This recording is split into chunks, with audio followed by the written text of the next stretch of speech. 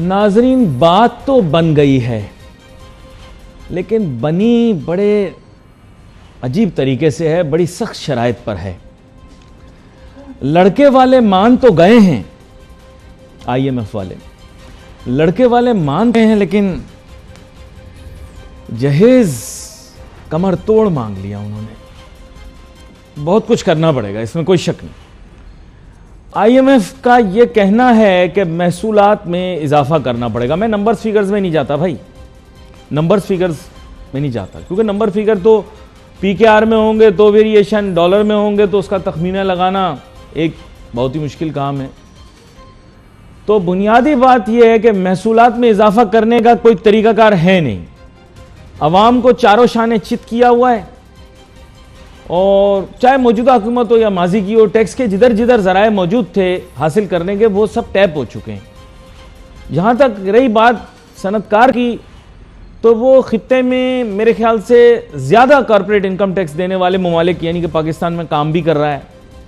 यहाँ पर मुख्तलिफ इदारों एजेंसियों को मुँह भी दे रहा है, तरह तरह के टैक्सेस को फेस भी कर रहा है, मुख्तलिफ हुकूमतों को भी फेस कर रहा है, सूबाई हुकूमतों को भी, वफाकी हुकूमतों को भी, और उनमें तब्दीलियों को भी। तो बुनियादी बात यह कि अब रिसोर्स और कोई है नहीं जिससे रेवेन्यू जनरेट किया जाए, सिवाय ये कि फिर पेट्रोलियम मसनूआत पे इन्हिसार किया जाएगा। प्रॉब्लम यह कि पैदावार हमारी कुछ भी नहीं है। पाक स्टडीज की किताब में सारी बकवास चीज़ लिखी हुई है। तेल नहीं है हमारे पास, तेल नहीं है। बाकी चीज़ें होंगी, मैं कुछ कह नहीं सकता, तेल नहीं है। अपनी ज़रूरत का 1/3 है, और आजकल की दुनिया में तवानाई का शोबा बड़ा अहम है। अब करें तो क्या करें? उन्होंने कहा है भाई लेवी भी लगाओ, सेल टैक्स भी लगाओ। पेट्रोलियम मसनूआत की कीमतों को आहिस्ता आहिस्ता बढ़ाना पड़ेगा। अब वो उनके लिए आहिस्ता होगा, हमारे लिए ज़्यादा भी हो सकता है। बैनुल अक़वामी मंडियों में अभी भी हम लोग भी ब्रेकिंग मेरे ख्याल दिखा रहे थे ये कि कीमतें शायद गिर रही हैं, पेट्रोलियम मसनूआत की कीमतें गिर रही हैं। लेकिन अब वो ट्रांसफ़र हम नहीं कर सकेंगे अवाम तक। क्यों ट्रांसफ़र नहीं कर सकेंगे? क्योंकि लेवी भी वसूल करनी है, सेल टैक्स भी वसूल करना है, कुशन नहीं है। अब और अखराजात कम करें तो कौन से करें? अब जहां कुत्तों का खाना और औरतों का मेकअप बंद हो गया, वहां शाहाना अखराजात जो कि सरकारी अफसरान और ओहदेदारान इंजॉय करते हैं, उनको भी कम कर दें। नहीं, उनको कम नहीं करना। बेचारी औरतों को सज़ा और कुत्तों को सज़ा, और कुत्तों का तो इस मुल्क में बड़ा अहम किरदार है।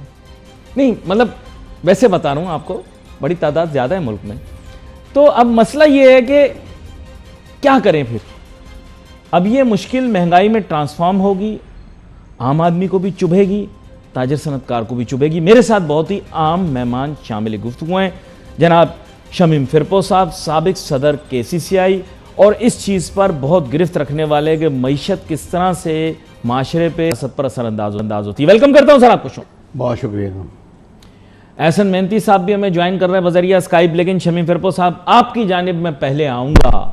बात यह है कि ये जो तमहीद मैंने बांधी, इसमें मैंने कोशिश तो की कि मैं खुलासा कर दूँ कि मामलात क्या होंगे, मईशत पर क्या असरात होंगे, आप पर क्या असरात होंगे, आम आदमी पर क्या होंगे, थोड़ा सा आप बताइए। अली भाई, मेरा ख्याल है आपने जितनी तफसील से सवाल के साथ साथ उसका जवाब भी खुद ही दे दिया आपने जी। मैं समझता हूँ कि हुकूमत वक्त के पास कुछ करने को नहीं है। जो करने को है वो उस तरफ देख नहीं रहे, और जो ना करना चाहिए वो कर रहे हैं। मिसाल के तौर पे आवाम को मुकम्मल तौर पर इन्होंने बेख्तियार कर रखा है, और आवाम ये समझती है कि भाई ये तो आजमाए हुए लोग हैं ही, यानी क्या कहते हैं, अपना परेशान करने वाले और हमारे पे बोझ डालने वाले। अपना मुल्क का कोई ख्याल नहीं है, सिर्फ अपनी ज़ात का, अपनी जेबों का ख्याल है। या आए सिर्फ अपने मुकदमात को ख़त्म करने के लिए है। ये पाकिस्तान के लिए कोई खिदमत करने के लिए नहीं आए, या आए अपने मुकदमात को ख़त्म करने के लिए हैं। आप मुझे बताइए कि जिस किस्म की अमेंडमेंट नैब के कवानीन में की है, वो हंसी आती है, हंसने वाली बात है। इससे बेहतर है कि उसको नैब के इदारे को ख़त्म कर दिया जाए, क्योंकि जब आपने उसको इस तरह बांध दिया कि जी जो तहकीक करेगा, अगर वो कामयाब नहीं हुआ तो उसके ऊपर 5 साल की उसको सज़ा दी जाएगी। फिर जो भी असासे एक यानी राशि आदमी बनाता है, वो कभी अपने नाम पे नहीं रखता, वो अपने लवाहिकीन के नाम पे रखता है, अपने घर वालों के नाम पे रखता है। आपने उसे मना कर दिया कि जी जो भी लवाहिकीन के नाम पे होगा वो मुल्जिम के नहीं कहलाए जाएंगे। फिर तीसरी चीज़ आपने एक बड़ी की है कि जनाब अगर कोई चीज़ है भी मेरे नाम पे भी है अगर, तो वो फिर डीसी रेट के ऊपर कैलकुलेट की जाएगी, वो मार्केट रेट के ऊपर नहीं कैलकुलेट की जाएगी। मुझे आप बताइए ये कहाँ का इंसाफ है, ये कहाँ होता है ऐसा? ये तो हंसी आने वाली बात है। इससे बेहतर है कि नैब के इदारे को ख़त्म कर दिया जाए। वो इतना खुला छोड़ दिया था ना, वो तो फिर जो मुल्जिमान थे उनके रिश्तेदारों को सर से पांव तक चाटने के चक्करों में पड़ गए थे। हाँ, तो मैं वही अर्ज कर रहा हूँ कि वो भी बहुत ज्यादा मामला गड़बड़ हो गया था ना फिर। तो एक्चुअली था ही उन्हीं लोगों के नामों पे ना। अब देखे ना नवाज शरीफ साहब ने अपने बेटों के नाम पे कर रखा है सारा, अपने नाम पे तो नहीं रखा। अपने आप तो वो मकरूज हैं, इतने दौलतमंद होने के बावजूद भी मकरूज हैं लोगों के। तो कहने का मकसद ये है कि जिस किस्म के कवानीन बनाए गए हैं और उसके ऊपर अवाम कुछ नहीं बोल रही या कहीं से कोई आवाज़ नहीं आ रही, इसके ऊपर मुझे शर्म आती है कि ये जो बैरून मुल्क ये सारी खबरें जा रही होंगी तो उसके अंदर हमारे मुल्क का क्या इमेज बनेगा। बड़ी अहम बात आपने की है, इसको आगे लेकर चलते हैं। मेरे साथ एहसन मेहनती साहब भी बजरिया स्काइप ज्वाइन कर चुके हैं, उनको भी शामिल गुफ्तगू करते हैं। पहले वेलकम करता हूं उनको शो में। एहसन मेहनती साहब, आपका क्या हाल है? आप खैर खैरियत से हैं? माजरत, उनके साथ अभी राब्ता दोबारा से जोड़ने की कोशिश करते हैं। मैंने असल में शमीम साहब को इसलिए इंटरप्ट किया क्योंकि आज ये भी मेरी तरह कुछ जज्बाती हुए हैं, लेकिन बात में वजन तो है लेकिन दूसरी जानिब देखें हकीकत है ना। लेकिन जो भी बात मैं कर रहा हूँ वो हकीकत पर मबनी है। अब सवाल ये है कि हर चीज़ की एक लिमिट होती है, ये लिमिट क्रॉस कर गए हैं। ये आए सिर्फ इसी मकसद के लिए और जो लाए हैं वो इसी मकसद के लिए लेकर आए क्योंकि वो खुद भी उसके अंदर इन्वॉल्व थे। तो कहने का मकसद ये है कि भाई ये तो हम इनसे कोई उम्मीद रखनी फजूल है बिल्कुल ही।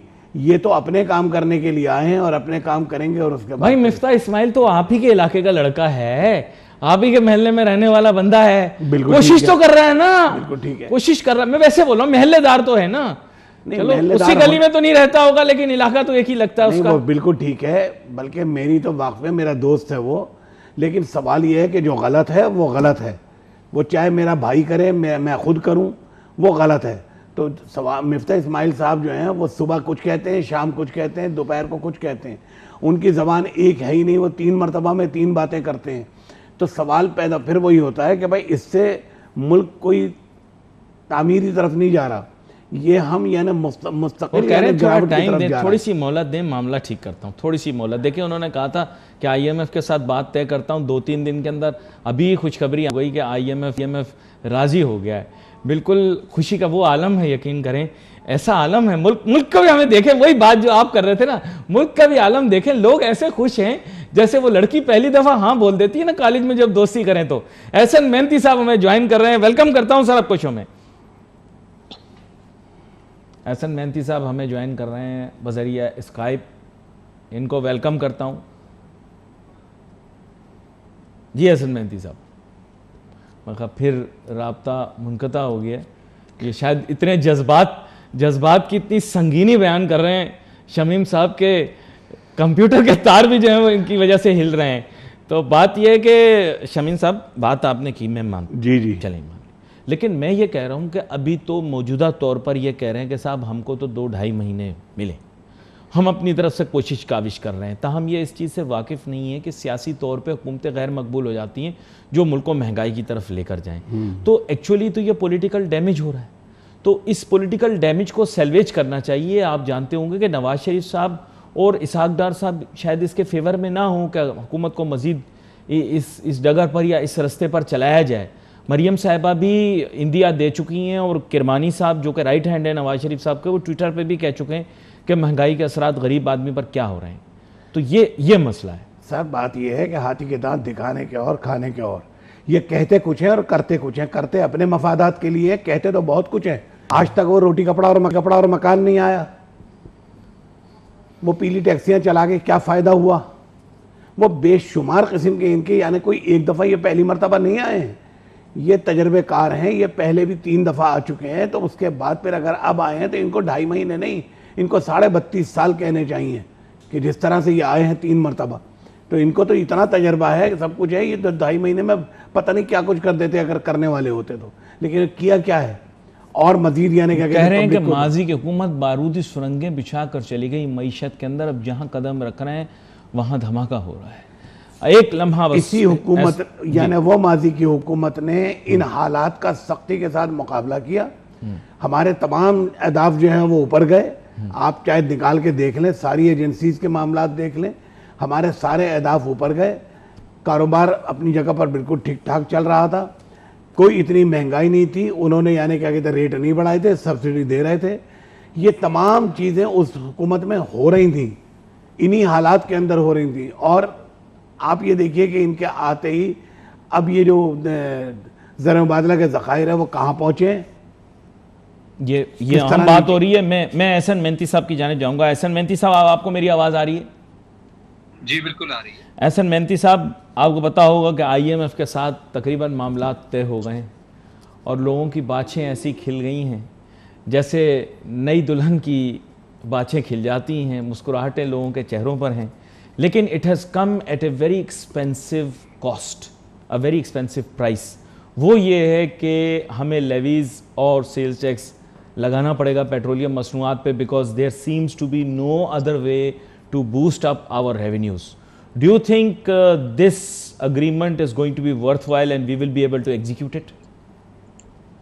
देखिए, आई थिंक कि ये तो एग्जीक्यूट हमें करना पड़ेगा और उसकी वजह ये है कि जो एक्सपर्ट हैं, इकोनॉमिक एक्सपर्ट्स हैं, ग्लोबल इकोनॉमिक एक्सपर्ट्स हैं, अब हम हार्वर्ड के लोग तो यहाँ पर लेकर आ नहीं सकते, ठीक है ना। वो लोग हमें IMF से ही मिल सकते हैं और वो भी बड़ी कम प्राइस पर हमें मिलते हैं। कुछ परसेंटेज हमें देनी पड़ती है, 1 या 2%, और उसके ऊपर हमें आसान मत पे जो है रोल ओवर भी उसके अंदर मिल जाता है। तो ऐसे इकोनॉमिस्ट अगर हमारी इकोनॉमी को यूसी अगर उसको डायरेक्शन देते हैं, एक्सपोर्ट इंपोर्ट को बैलेंस करने की हमें डायरेक्शन देते हैं, फिर उसके बाद हमारे अप्रोप्रिएट टैक्सेस हमें उसका डायरेक्शन देते हैं, तो ये कुछ हर्ज इसमें नहीं है। क्योंकि हम फ्री में जो है वो ऑलमोस्ट पेट्रोल जो है वो जो प्राइसेस फॉर एग्जांपल सऊदीया में पेट्रोल की प्राइसेस थी या मिडल ईस्ट में प्राइसेस होती हैं, उन प्राइसेस के अंदर हम जो है पाकिस्तान में पेट्रोल बेचने निकल जाते हैं और जाहिर है वो हमारी कॉस्ट जो है वो भी कवर नहीं होती उसके अंदर। इसी तरह से बिजली यानी कि पावर भी हमने जो है उसके अंदर उसको सब्सिडाइज किया हुआ है। तो आई थिंक इस तरह से तो इकोनॉमीज नहीं चलती, बैंकरप्ट हो जाती हैं। तो आई बिलीव कि जो एक्सपर्ट हैं, इकोनॉमिक एक्सपर्ट्स हैं, वो हमें गाइड कर रहे हैं किस तरह से सैलरी को टैक्स करना चाहिए, किस तरह से जो है for example petroleum development levy लगनी चाहिए, किस तरह से कॉर्पोरेशन टैक्स जो है उसको जो है विंडफॉल उस पर टैक्सेस लगाने चाहिए, पावर्टी टैक्स लगाना चाहिए, और बेशतर जो टैक्सेस हैं उसकी जो डेफिनेशन है वो हमें IMF से ही मिली है। तो आई थिंक कि हमें इसको अप्रिशिएट करना चाहिए और ये जो दवा है इसको हमें जो है कंटिन्यूसली जो है वो इसको लेनी चाहिए। बिकॉज हमारे पास जो है फिर ऐसे लोग हैं जो एक्सपीरियंस करते हैं, अच्छी अच्छी यूनिवर्सिटी से पढ़ के यहाँ पर आते हैं PhDs, बट उनका फर्स्ट एक्सपीरियंस होता है इकोनॉमिक मैनेजमेंट का। तो आई थिंक अगर ऐसी सूरत हाल में IMF हमें गाइड कर रहा है और इकोनॉमी को जो है वो लॉन्ग टर्म उसको डायरेक्शन दे रहा है, तो आई थिंक कि इसको जो उनकी जो मशवरे हैं उस पर हमें अमल करना चाहिए ताकि हम इकोनॉमिक ग्रोथ को अचीव कर सकें, अनएम्प्लॉयमेंट को कम कर सकें। वो तमाम जो है तनाज़े से जो है इकोनॉमिक एनवायरनमेंट को, क्लाइमेट चेंज को, हर तनाज़े से जो है वो पाकिस्तान को देखकर पाकिस्तान को मशवरा देते हैं और हमें इसको अप्रिशिएट करना चाहिए और इसको हमें उस लाइन में नहीं देखना चाहिए कि ये हमें जो है कोई इकोनॉमिक डाउनफॉल हमारे लिए लेकर आएंगे। बड़ी अहम बात आपने की है। अब मैं कुछ सेंसिटिव एक टॉपिक छेड़ने लगा हूँ और फिर दोस्त शमीम फिरपोश साहब की जानिब जाऊँगा। शमीम फिरपोश साहब, असल में बात ये कि अमेरिका के साथ दोस्ती तो अब करनी पड़ेगी और दोस्ती करने के नतीजे में FATF यानी FATF भी बात मान गया, IMF भी बात मान गया, दुनिया के और इदारे भी बातें मान जाएंगे। बस थोड़ी सी अमेरिका की बात माननी ही है। आप लोग इसे ग़ुलामी कहते हैं, ग़ुलामी थोड़ी ना है, ये तो सौदा है, सौदा। हम उनके मतलब का काम करेंगे, वो हमारे मतलब का काम करेंगे, सीधी सीधी बात है। और यही बात तो खान साहब भी कहते हैं कि भाई इक्वल टर्म्स के ऊपर बात की जा सकती है, कोई ना कोई टर्म्स तो होंगी ना जिस पर बात की है। क्या कहते हैं आप? अली भाई, जहाँ बात की है दरअसल कि अमेरिका को हमने बारहा आजमाया है, वो कभी भी अच्छा दोस्त साबित नहीं हुआ और उसने हमेशा पाकिस्तान के साथ दुश्मनागी की है। उनका झुकाव हमेशा से भारत की तरफ रहा है। जबकि एक नया ब्लॉक बन रहा था, बहुत अच्छा चाह रहा था, यानी क्या कहते हैं, अब जाहिर बात है आप अगर अमेरिका को खुश करने के लिए उनकी बातें मानेंगे, उनसे मुआहदे करेंगे, तो उसके बाद फिर चाइना से आपकी दूरी हो जाएगी। जबकि चाइना एक हमारा आजमाया हुआ मुल्क है, हमने उसको हर हाल में देखा है, हर वक्त उसने हमारा साथ दिया। और जिस तरह से सीपैक लेकर आ रहे थे, वो उसके अंदर बहुत बड़ा काम हो रहा था। चंद लम्हात के लिए रोकूंगा, एक छोटी सी मुझे ब्रेक लेनी है, ब्रेक के बाद वापस आऊंगा, अपनी गुफ्तगू जारी रखें।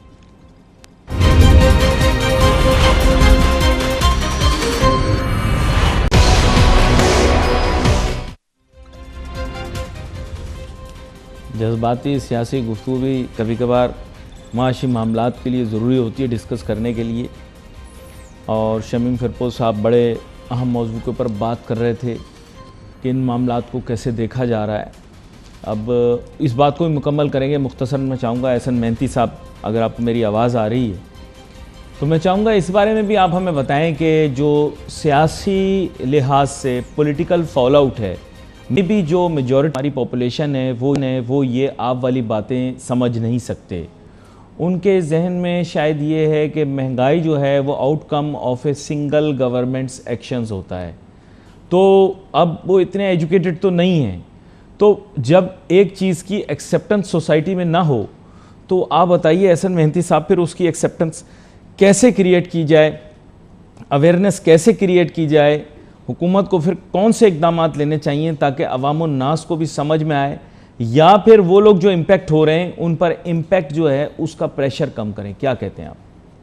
देखें, आई थिंक ये तो अब इशू ये है कि एक पॉलिटिकल एनवायरनमेंट के अंदर अगर आप आवाम को कंफर्ट नहीं दोगे तो वो फिर आपको वोट नहीं देंगे। आप आवाम को ये नहीं कह सकते कि भाई हमारी जो पॉलिसीज हैं वो हम रन नहीं करते हैं, हमारे जो हम एक बोरर हैं और हमारे जो लेंडर्स हैं वो हमारी पॉलिसीज डिक्टेट करते हैं।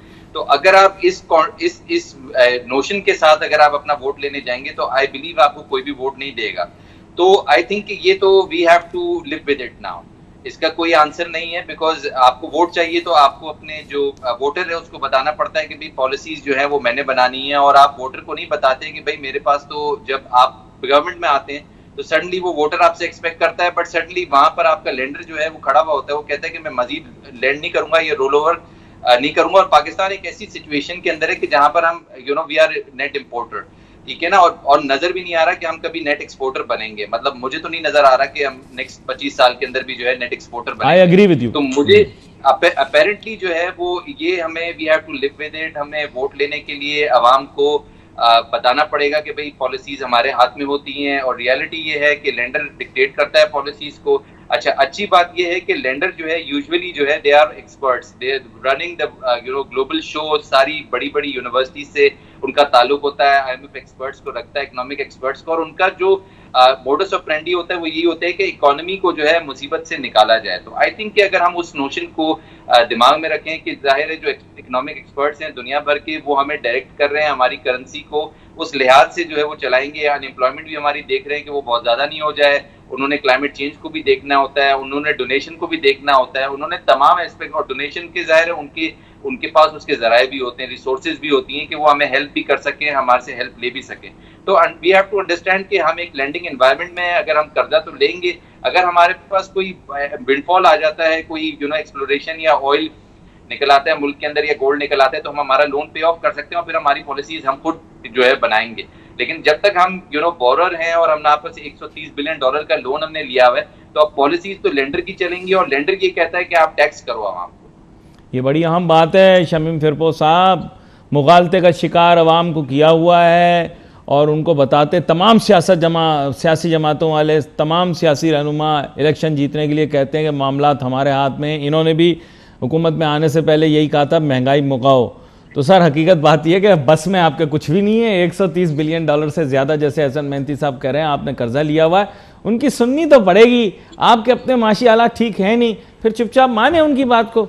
आप कहते हैं गुलामी नामंजूर, पैसे लेके गुलामी नामंजूर कैसे हो सकती है? पैसे वापस करके फिर गुलामी नामंजूर कहें क्या? जी, सवाल ये है कि जिन्होंने आपको धुतकारा, जिन्होंने आपके साथ ये इस किस्म की हरकतें की और आपको मकरूज किया, आप उन्हीं के पास फिर दोबारा चले जाते हैं।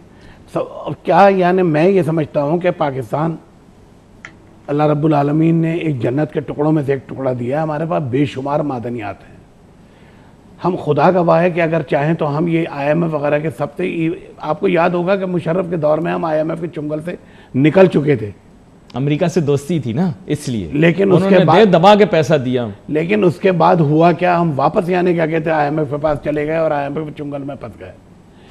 मैं आज भी आपसे ये कह रहा हूँ कि जो अपने खर्चे अखराजात एहसन इकबाल साहब को देखें, उनको आवाम की एक चाय की प्याली कम करने की पड़ी हुई है कि एक चाय की प्याली कम कर दें। अपने अखराजात, अपनी अय्याशियाँ कम करने के लिए वो तैयार नहीं है बिल्कुल ही। यानी कोई एक खबर ऐसी नहीं आई कि किसी ने कहा हो कि चले जी हमारी तनख्वाह में से यानी ये कम कर दें या हमारे मुराद में से ये कम कर दें। वो तो उनको सारी चीज़ें फ्री चाहिए। इस्माइल साहब कह रहे हैं मैं तो कुछ भी नहीं ले रहा, पेट्रोल भी नहीं ले रहा। देखिए बात यह है, मैं तो वही कह रहा हूँ कि कहने की बातें और हैं और करने की बातें कुछ और हैं। ये अल्लाह बेहतर जानता है कि वो क्या ले रहे हैं और क्या नहीं ले रहे हैं। वो जिस स्टेज पे आ गए हैं, जिस मुकाम पे आ गए हैं, तो उनको वैसे ही इतने यानी क्या कहते हैं उसके फ़वाइद हैं कि वो फिर अगर कुछ भी ना लें उल्टे बल्कि दें शायद, तो मैं समझता हूँ कि भाई यानी कोई फ़र्क नहीं पड़ेगा उससे। मगर जो हकीकी लोग हैं, जिस तरह से आप देखें कि अभी हज के ऊपर वो वज़ीर औक़ाफ़ साहब जा रहे हैं और वो 200 आदमियों को लेके जा रहे हैं, जिसमें उनके 20-25 मुलाजमीन शामिल हैं। या अल्लाह, यानी क्या कहते हैं अवाम के लिए आपने उसको इतना महंगा कर दिया, अपने लिए आपने इतना सस्ता कर लिया कि भाई आप उसको बग़ैर किसी कुछ खर्च किए आप अपने मुलाजमीन को भी लेके जा रहे हैं। तो ये कहाँ का इंसाफ है? ये कब हुआ है ऐसा कि 200 लोग यानी इस तरह से आपकी खिदमत करने के लिए गए हों या आपके साथ हज करने के लिए गए हों? तो इसके ऊपर तवज्जो देनी चाहिए कि अपने अखराजात हुकूमत कहाँ से कम करे। बेइंतहा अखराजात हैं, आप तसव्वुर नहीं कर सकते। जिस तरह से फ्री चीज़ें तमाम यानी क्या कहते हैं अपना MPs को, MNAs को और ये जितने भी यानी ब्यूरोक्रेट्स हैं उनको मिलती हैं, आप उसमें कमी करें कि आवाम से आप अपील कर रहे हैं कि जी एक चाय की प्याली कम पिएँ। ये कोई बात हुई कि जो कम करने जा रहे भाई, वो तो उसके ऊपर टैक्स दे रहा है, फिर भी अगर पी रहा है वो तो चाय पे टैक्स दे रहा है। आप क्या कर रहे हैं? आप तो जितना टैक्स का पैसा है उसको अपने जेबों में भर रहे हैं। तो इसको बहरहाल देखना चाहिए। अगर कौम से मुखलिस हैं, अगर आप अपने मुल्क से मुखलिस हैं, तो आप सबसे पहले अपने अखराजात कम करें और उसके बाद देखें कि हमारे पास अल्लाह ने बेशुमार मादनियात दिए हैं, उन मादनियात से अपने आप फ़ायदा उठाएं, एक्सप्लॉइट करें। यहाँ पर मैं एक चीज़ पूछना चाहूँगा। ज़ाहिर बात है एहसन मेहनती साहब तो निस्बतन गैर सियासी शख्सियत हैं, रुझानात ज़रूर होंगे, लेकिन टीवी पर तो खालिस इक़्तिसादी मामलात पर ही बात करते हैं। सर, गवर्नमेंट एक्सपेंडिचर रिड्यूस करने के मुतालिक भी सही कह रहे हैं, बात होनी चाहिए। गवर्नमेंट एक्सपेंडिचर को किस तरह से रिड्यूस किया जाए, ख़ासतौर पे जो नॉन प्रोडक्टिव या ऐसा एक्सपेंडिचर हो जिसका कोई ताल्लुक जो है किसी प्रोडक्टिविटी से ना हो, उसको रिड्यूस करने के बारे में क्या चीज़ें इस बजट के अंदर आपने देखी? देखें, अपेरेंटली तो नज़र आ रहा है